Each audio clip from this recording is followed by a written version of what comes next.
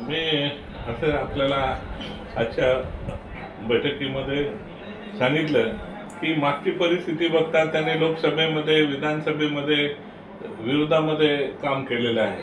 मग ते अजितदादांच्या पक्षाचे असतील या जिल्ह्यामधले लोक किंवा शिंदे साहेबांच्या पक्षाचे असतील त्यांनी सर्व विरोधामध्ये काम केलेलं आहे। तर त्यांना दोघं नेत्यांनी बसून त्यांना सांगितल्यानंतर ते विरोधात काम करत असेल तर ह्या पुढे खेळीमेळीच्या वातावरणामध्ये कशा पद्धतीने निवडणुका होणार, युतीच्या निवडणुका कशा होणार? कारण की ते उघडपणाने विरोध केला त्यावेळेला, यावेळेला त्यांच्यावर काय विश्वास ठेवायचा आपण की ते आपल्याला करतील?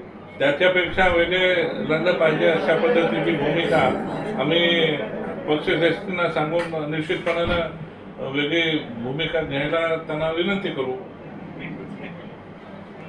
आमची भूमिका मी सांगितलं की या ठिकाणी ज्या पद्धतीने मागच्या 2 निवडणुकीमध्ये आमच्या बरोबरचे महायुतीमधले 2 पक्ष विरोधामध्ये काम करत होते, तर यांच्यावर काय भरोसा असणार आहे आमचा की हे जिल्हा परिषद पंचायत समितीच्या निवडणुकीमध्ये मदत करतील?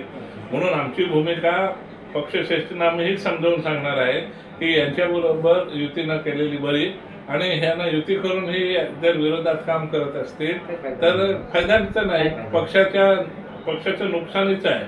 आणि म्हणून आम्ही त्यांना हे सर्व समजून आमचा प्रयत्न राहील की युती करायची नाही या जिल्ह्यापुरते।